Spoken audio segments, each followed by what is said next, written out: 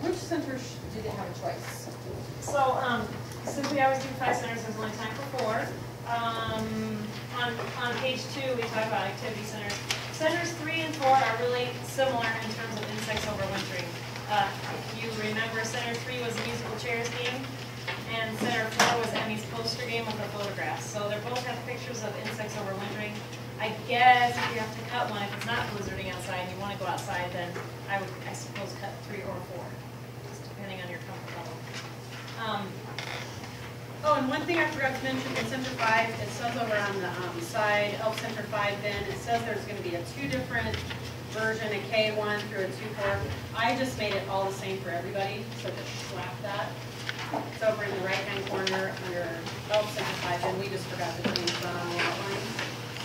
And then, oh, another important thing, volunteer bring in, if you do decide to do the craft, you know it's going to be bad weather or something like that, you're responsible for bringing in the twigs for the craft. I have everything else but not the twigs.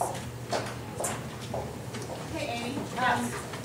For those first couple of groups that aren't going to have the backgrounds, yes. Are the diagrams in there? Yes, I always put the diagrams in there, and even if it isn't the first couple groups, bring the diagrams out with you and show the diagrams and then refer to it on the actual trees. So you're kind of doing the association. So the conclusion, we have golf fantasy, which is so fun. So I would do this with the whole class, and they all get their coats, and you just read this little poem or this little story, and then they're supposed to act it out. So it's in there. Go quietly, get your jackets. Now they're a mother golf fly, and then they're a little larva, and they're wrapped up in their coat, and slowly they come to life and in and out and all this. So it's just something fun to bring it all home for them. You could do it for introduction, but I think it would be better as a conclusion. So that's that. And then we have a few other just usual suggestions: reading, watching the video, doing the puppet show, a sharing circle. You could have them pass around a ball and talk about it, or talk about the favorite thing I learned in Elf today.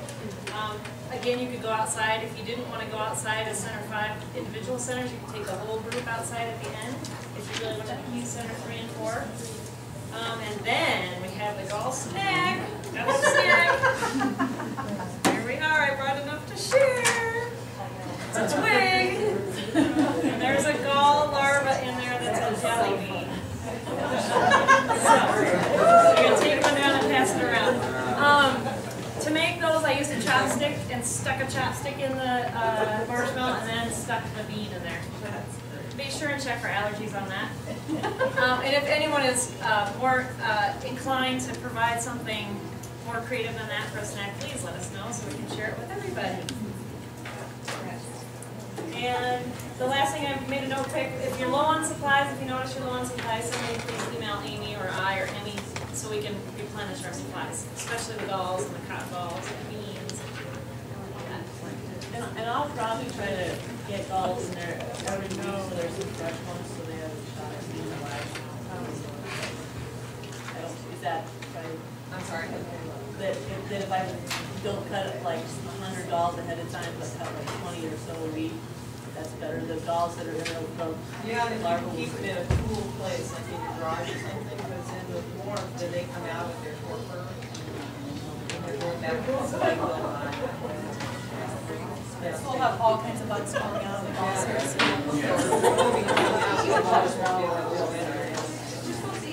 then just recommend our teacher likes doing the book when we're setting up. You can have one. You don't eat it. Usually we have so many books, but this one we don't have as many, so you know. So that concludes the Elf. If you have any questions, you can come up and we'll leave these out for a few minutes if you want to take a look at them. And a lot of times class groups break up and decide on which centers they want. So.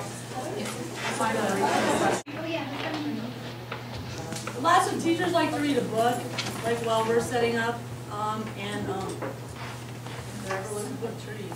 Yes. This is all about what lives in your cupboard. What lives under the carpet? Literally, it's called lives under the carpet. With huge blown What up lives bugs. under the sink. And what lives in the cupboard.